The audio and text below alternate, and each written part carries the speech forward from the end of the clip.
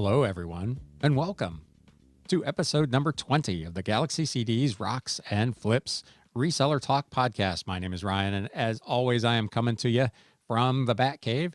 Though, for those of you who are watching on YouTube, you will notice I am actually rocking the Spider-Man shirt today. So, nothing if not equal opportunity here at the Galaxy. In today's episode, we're going to have a quick reselling news recap.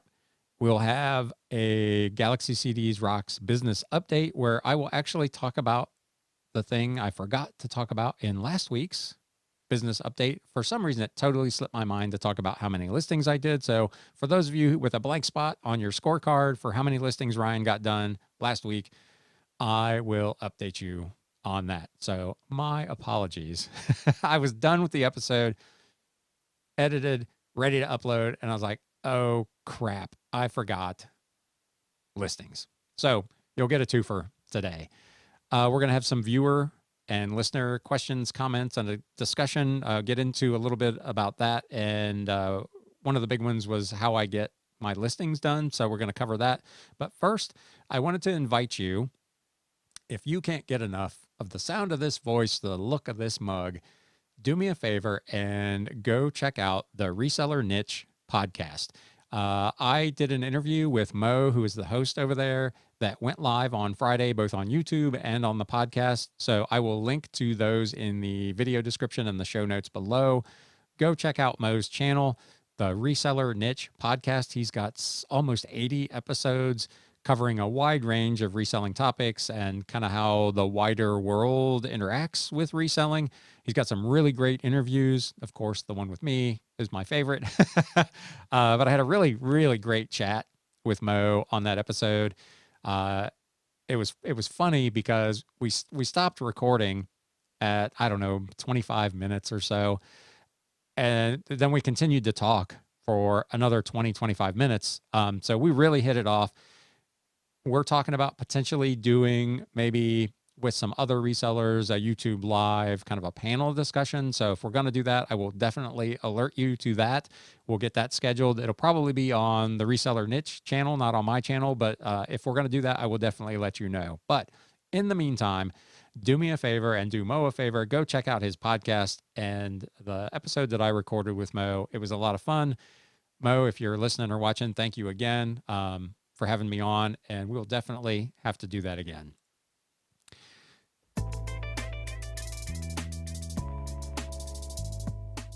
So let's get into these viewer questions and comments. Rodney reached out. We actually had quite a bit of a discussion back and forth on email, but one of his big questions was, how the heck in actual actions did you get all those CDs and books listed, and how long did it take? I'll answer the second question first. I have no idea because I am not anywhere near being done. If this is your first time listening to the podcast, in the last 6 months, I've bought a lot of over 8,000 CDs, and I've probably bought 3,000 or 4,000 books. So I have literally got stuff everywhere. And to be fair, I've been pretty productive getting it listed. My store, as of this recording, has not quite 6,300 active listings. So I've been pretty successful at getting merchandise up at a clip of not quite, maybe on average 200 a week. But there is still, it will be months, maybe years before I can actually get through everything I have. Now, a lot of people would look at that and say, man, that's a death pile. And I mean, it's a death garage. It is literally, I've got stuff everywhere. I look at it as money in the bank. It's inventory that as I head in now to the winter months, when it's going to be slow on the garage sale front and maybe a little light on the estate sale front, or if it's 10 below zero and I just don't want to go to an estate sale or go thrifting on that day, I've got plenty of inventory that I can work with to get my listing goals done, to keep my store active and moving forward. So there is really no good answer to that question. How long did it take? It's going to be a long time. So the first part, how do you do it? How do you get that done? How do you not be overwhelmed by that? And I talked about this we'll probably reference several videos and podcasts that I've talked about in the past. You can't view that as a death pile. You can't be intimidated by the amount of stuff that you've acquired. You have to look at that as opportunity waiting to be tapped. So that's number one. Number two, I think it's super important, and we've talked about this before on this podcast, to have a goal of what you want to achieve. Do you want to get to 100 listings this week? Do you want to do 50? Do you want to do 200? Whatever the number that you think you can manage, that you can actually achieve. And then you need to map out the plan to execute that goal. So I can't begin to tell you what either of those things looks like. I'll talk a little bit about how I do it and make some other suggestions about what you may be able to do to help yourself achieve that. But that's the starting point. You've got to begin with the end in mind, as they say. So know kind of where you want to get, and then think about the steps that you need to take to be able to get there.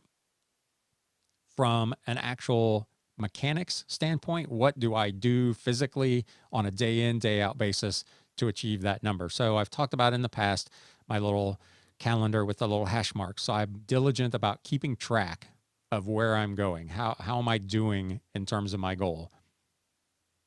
I grab a box of stuff in the morning, CDs, books, whatever it is, sometimes both. And I come down here and I just start doing the work. Look up the item. Do I want to list it? Do I not want to list it? If I'm not listing it, should it be on the kind of dud pile that I got to figure out what to do with? Or is it something that I think might make sense in a lot with something else? And that's the ones, if you're watching on YouTube, that are in this pile behind me. So next thing, if I've decided to list it, is to actually do the listing. Take the photos, fill in the item specifics, fill out the item details, get it done, get it stored in its item location, and then get on to the next one. And to just religiously do that hour by hour throughout the course of the day. I generally work on listings, just on listings, anywhere from 6 to 10 hours a day. So I'm really kind of grinding away at that. I'm down here, I'm listening to podcasts, I'm watching YouTube, I've got music going, whatever it is. So yes, it's a bit of a lonely existence. It's me and Josie the cat, and I really don't let her down here because there's so much stuff, but that's the workflow and the amount of time that's put into getting that level of listings done on an ongoing basis. Will that work for you? If you're full-time, yeah, essentially you've just got to manage your time towards the goal that you're trying to achieve and just keep plugging away. If you're part-time, you need to find a way to maximize your efficiency. And one thing that I've seen other eBay sellers do, they've talked about on YouTube or in their podcasts, that I would probably recommend at least trying, is at night, rather than trying to knock out, say, 5 listings, if you have 10, 12, 15 items that you know you're going to list, take all the photos, get all your photos done for those amount of items, so that the next day you essentially have a cache pile in your phone. You've got pictures for 10, 12, 15 things. So while you're at work, on your coffee break, on your lunch break, you can work on some listings. You're going to the kids' soccer game. You can sit there while your kid's not playing and you can work on a listing. You can do a listing at halftime. You can do a listing during timeout. You've got an opportunity to use some time where you really normally would not think you could be listing to get some listings done. So take that to heart. Hopefully that helps somebody, but find a way to maximize your efficiency by doing some pre-work. I talk on this channel a lot about the more work you do up front, the easier things are on the back end. And I think there's potential there if you take those photos in advance that you can maximize time elsewhere by completing listings from those photos and maybe get a little more done on a given day. So let me know if that's something that you're doing or using, or if that sounds like a reasonably good idea, especially if you're part-time. I probably wouldn't do it myself full-time because it doesn't fit my workflow. I might have to touch merchandise multiple times, and in my workflow, I don't want to do that. But if you're part-time, that may be a really good way to help you be more efficient. Moving on, Jackie commented, being a retired librarian, I enjoy seeing the media you sell. Thank you. No, thank you. I really appreciate that. And I wish I could share more. Maybe I should do a live YouTube thing someday and just stream myself listing all these old books. There are just so many amazing old books dating clear back into the 1700s in some cases. Some really, really neat stuff. If you're into books, maybe go follow my eBay store so you can watch the new listings as they come up. Like I say, I'm doing listings literally 7 days a week. So there's almost always fresh inventory going on there and just some really amazing stuff. So I'm glad you're getting some enjoyment out of seeing those old books. Obviously, I've got thousands more to come. So you're going to be seeing them for a while, but I really appreciate the comment. I did a video a couple of weeks back it's called How to Process a Partial Refund on eBay with Managed Payments. And I've had a couple of people reach out to say that their screens don't look anything like the screens I showed in that video. I got one earlier today that said, I guess eBay has changed a lot since you made this video. My screen looks nothing like yours. The only options I have are add tracking, leave feedback, sell similar, add note. There's only one drop-down box on the right that gives me these options. View message history, mark as sent, add tracking, contact buyer, cancel order. There's literally no options for editing payments. I don't know, and I've had a similar comment from someone else. So I don't know if these are people who maybe have not been switched on to managed payments yet and are looking for a way to do partial refunds through eBay. And as far as I can remember, it's amazing how fast you forget something. I've been on managed payments for about maybe 2 months, if that. And I can't remember what it was like to do transactions on PayPal. So that fast, that working memory is gone. But I know you couldn't do that. You had to go to PayPal to do that. So I don't know if these are folks that are still on PayPal for their payment system, and that's why their screens look different, or if there are legitimately people who are seeing really different screens. Because every time I get that message, I come down and I log on to my eBay account and walk through that process just like I did in the video to make sure that nothing has changed, and nothing has. So if you're watching this, if you've watched that video, let me know. Do your screens, if you're on managed payments, do your screens look like the ones I showed in that video? And I will link that video in the description below. And no, this isn't a ploy to just get another YouTube watch out of you. I'm genuinely curious. Are you seeing the same things I'm seeing, or are there different versions of eBay kind of out there in the wild? I think that there may be. And I say that for two reasons. The Pure Hustle podcast guys did an interview this week with the auction professor, and he commented about what his eBay page looks like. And theirs didn't look like his. Mine doesn't look like his. So I think there may be kind of different versions of what people see on eBay that are out there in the wild. Maybe it depends on what server you're on. I had another issue, a friend of mine that could not get into shipping for, I think it was Wednesday, pretty much the whole day. Could not ship, couldn't print labels, couldn't see anything. Went to the eBay status page and it said, this is down, this is down, this is down. And she sent me a photo of her screen. So I signed on to mine and went to the same thing, and mine was all green. Everything was working. So clearly there are different server farms, if you will, that eBay is working off of, and different people may be seeing different things. So that's a really long, windy chat about this topic. But the point being, if you've watched that video or you go watch that video, let me know.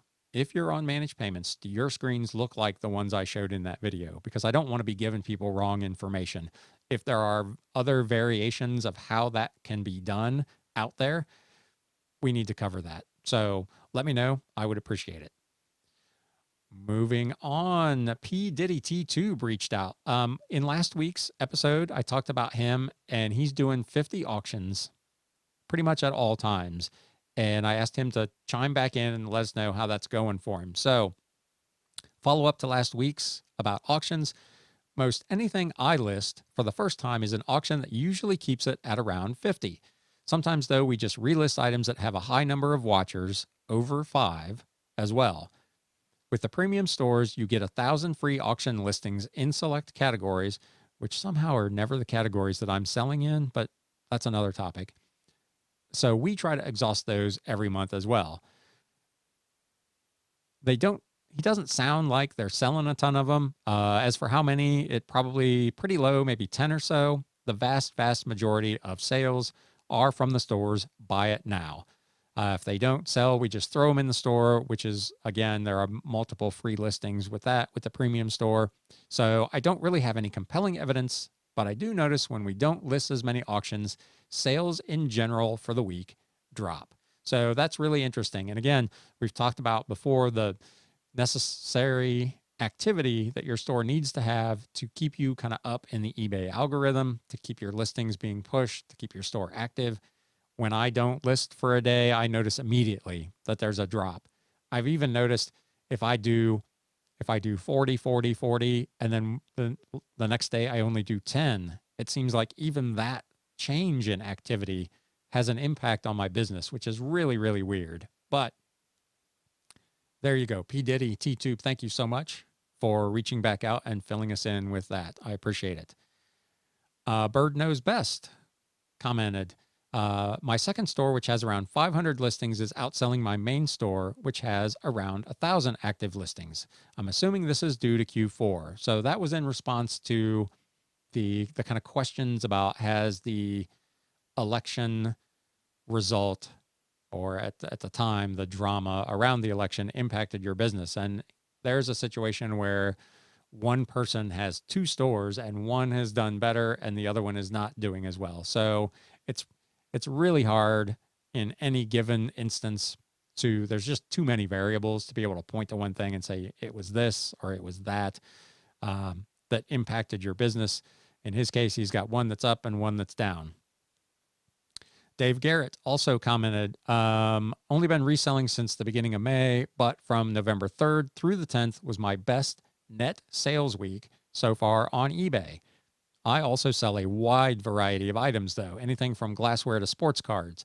So this is something that I'm particularly guilty of. My store is not super diverse right now.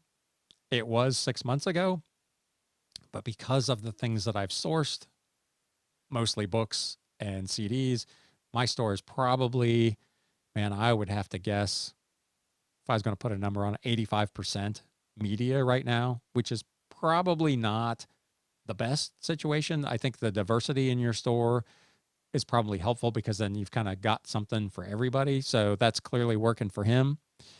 And moving on, one more, Mo at Reseller Niche podcast actually watched the video that I just talked about how to process a partial refund.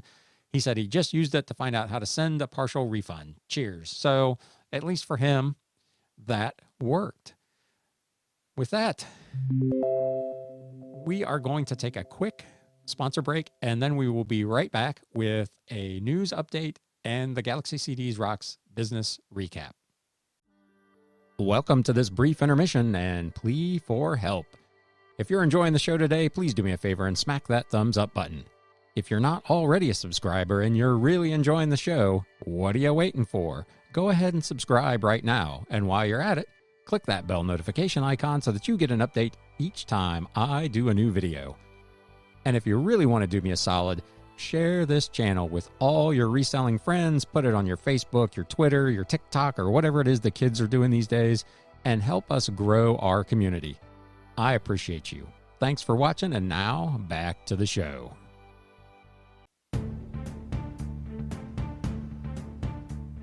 News updates. All right, let's get into the reselling news. If you've been watching online, any of the kind of electronics / gaming sites, and probably some regular news sites as well, the hate is out for the resellers again because of PlayStation 5 and Xbox Series X. So I did a podcast, what was it, 3 weeks ago about, is reselling unethical? And one of the things we talked about that in that episode was the use of bots to kind of snipe items that are new and hot. In that particular instance, we were talking about sneakers, but the same thing probably has happened here with video games. So these systems, brand new. I think the Xbox Series X came out on Tuesday, and the PlayStation 5, if my memory serves, came out on Thursday. Really, really difficult to get. I know Walmart was doing, I think every 2 hours on Thursday, starting at noon, they were releasing a certain amount of PlayStation 5s. And I have several friends that were trying to get one. Nobody was able to get one.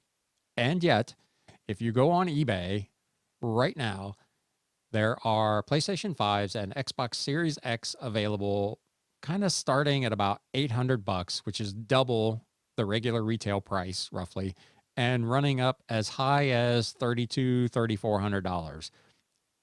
Man, oh man, the hate for resellers on this issue is in full force. So I'm not really quite sure how I feel about that.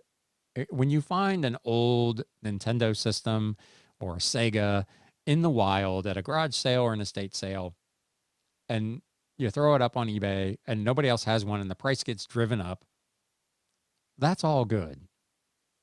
But if you've used a bot to stock up on these items, if you've got more than one of these and you've essentially got in front of a real human who wants to buy this and play these games with his kids or whatever it is, so that you can flip it on eBay for 2, 3, 5 times its retail value, I still am not sure how I feel about that.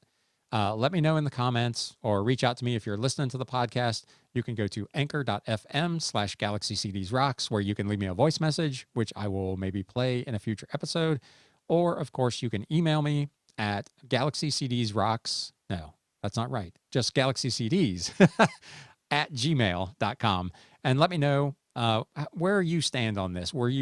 Did you get a gaming system in order to flip on eBay, and were you able to do it successfully? Are you good with that? If you're on the other side of it, if you're a gamer and you wanted one of these systems, would you pay 2, 3, 5 times its retail price to get one now, as opposed to riding it out for the 30 or 45 days that may be involved to actually buy one at retail for regular price? Every time there's a new game system that comes out, this seems to be an issue with the resellers jumping in and buying a bunch of these. I saw a video, I think it was Friday, a guy with his car literally full of PS5s and Xbox Series X. I don't know how he was able to buy that many and get out of the store without actually getting beat up. But there you go. So I don't know how I feel about that. I guess more power to you. I don't think I could do it. It's just not, I'm all about making money, but that just, I don't know if it passes the sniff test for me. So let me know what you think about that. Speaking of stuff that maybe doesn't pass the sniff test and just is kind of an unfortunate thing, I guess. Maybe it's not. I don't know. There's an article on HyperBeast, and as always, I'll link to all of this in the show notes and the video description below. Travis Scott's McDonald's action figure is now reselling for $55,000 US. The super limited Travis Scott action figures from the commercial for the McDonald's Cactus Jack meal collaboration are now reselling for $55,000 US. Serving as the main fixture of the campaign for the meal, comprised of a quarter pounder with cheese. No, this is not sponsored by McDonald's, by the way. Bacon and lettuce, a Sprite, and fries with barbecue sauce. The rare handcrafted and numbered figurines were won through a sweepstakes contest on Twitter. Limited to just 5 in the whole world. 5. The action figures come in a special box, acrylic display case with a certificate of authenticity. So there's literally just 5 of these. There may actually be 6. Travis made good on a promise, and he sent one to a young cancer survivor, Jonah DeToro.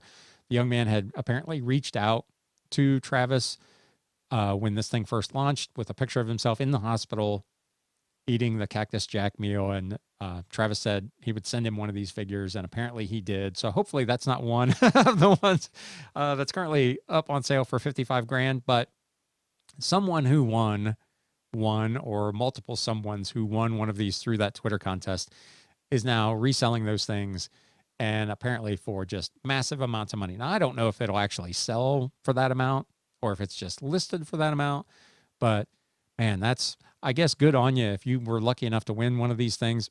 I really wasn't, I don't watch a lot of TV, so I wasn't really even all that aware of the campaign. But when I get my Google alerts for reselling news, and this is one of the ones that came up, and I was like, man, 55 grand. I need to get on Twitter.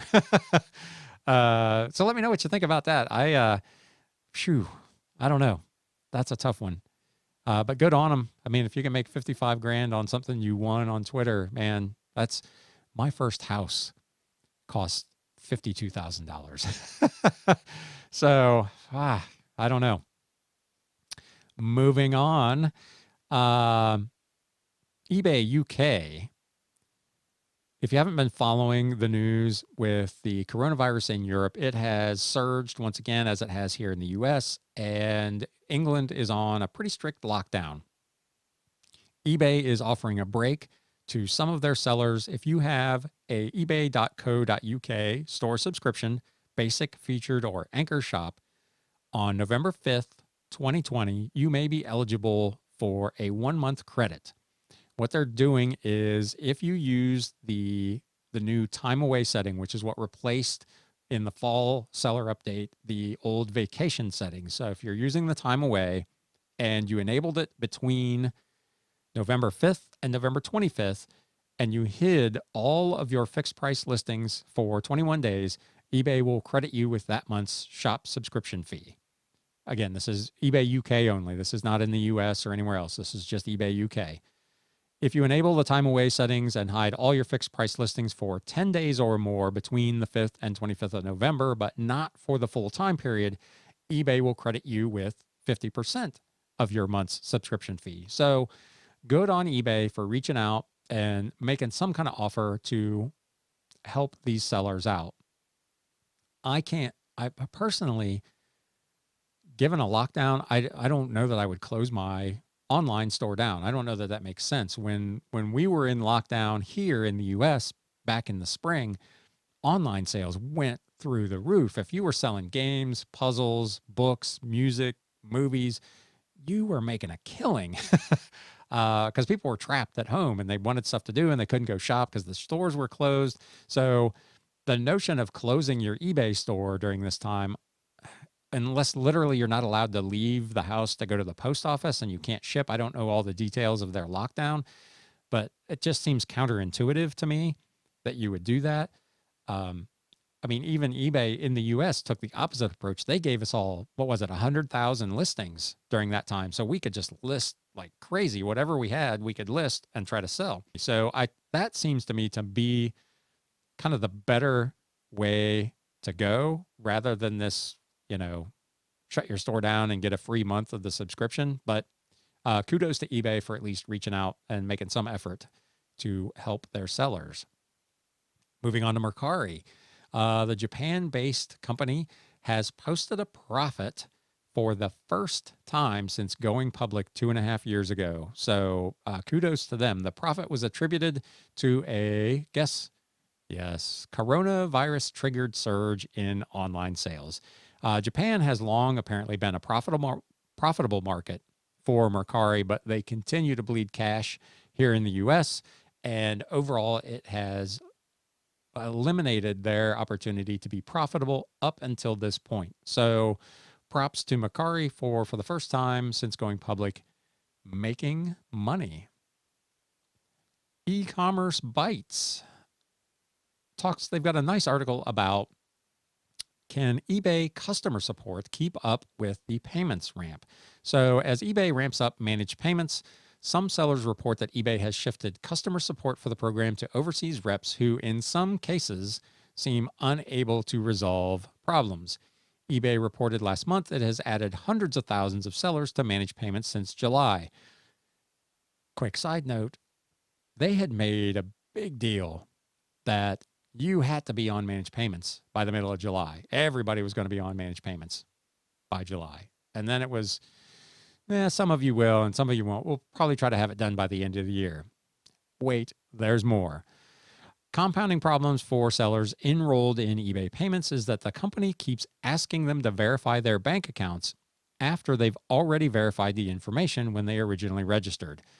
One reader who pays for an anchor eBay store told e-commerce Bytes that they had been in managed payments for about 3 weeks, and although I was receiving payouts regularly, eBay just stopped all future payments unless I verify my identity for the 6th time in 3 weeks. If you're on any of the various Facebook groups, you've seen this thing come up multiple times where sellers have registered all their information, they've linked their bank account, and then they're asked to do it again and again and again. And in some cases, it won't even accept the bank that was originally linked with that account. So there are clearly some issues with kind of the back end of the managed payments program that eBay is trying to work their way through. To wit, eBay had 340,000 active sellers enrolled in managed payments worldwide as of last month. Again, everybody, to hear them tell it, was going to be enrolled by the middle of July. And now we're in the middle of November. There's only 340,000 sellers currently on managed payments. The plan is on track to manage payments for the majority of sellers by next year. It will complete the full rollout for payments by 2022. So now you're talking about not having everybody on managed payments until the end of 2022. So 18 months after they told us we had to be on it. So clearly they're having some issues getting it ramped up and getting it working the way it's supposed to. So if you're on managed payments, let me know, what kind of experience are you having? Is it working well for you? For me, knock wood, it's been fantastic. I usually get an email while I'm eating breakfast on Tuesday that my payout has been processed. And Wednesday morning when I get up, it's already in my business bank account. So it's been flawless for me. Clearly, other people are having issues just even getting registered, let alone working with the program. So there's definitely some growing pains there. And it's going to be a much longer rollout than anybody would have anticipated. I know there's a lot of sellers that just, they don't want anything to do with it. Eventually, it's probably going to get to all of us, but it's a much slower roll than what they talked about originally.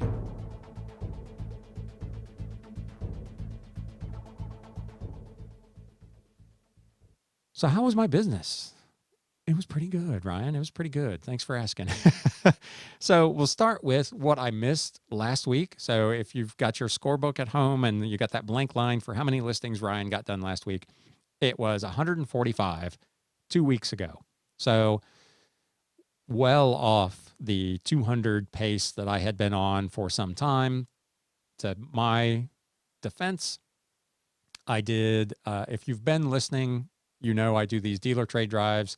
If you're new here, probably once a week, I get asked to go and pick up a car for a local Volkswagen dealership that I used to work for. They'll send me out of town to get the car.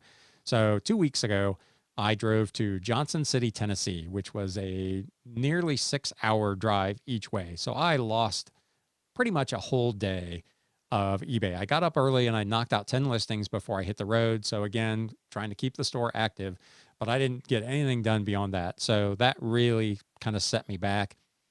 Additionally, I've been working more on these books and a little less on the CDs, and those have taken a little bit longer. So 2 weeks ago, 145 listings. This past week, the week ending Saturday, 180. So about back on track. I did lose a half a day. I did a drive to Louisville this week. But overall, pretty solid. 180, I will take that. My target for this particular week was to try to get my active listing count to 6,300.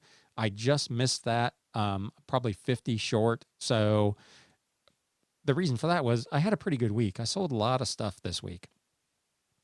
Sales for the week, $13.29 and 61 cents. So kind of right back on track. Like we talked about last week, the week prior was down closer to $1,000 after a run of weeks at 13 plus. Bounced right back this week at 1329.61. Cost of goods sold for the week, just $45.28. So another really good week. Gross profit, 96.59%. So excellent. Profit margin, $1,284.33.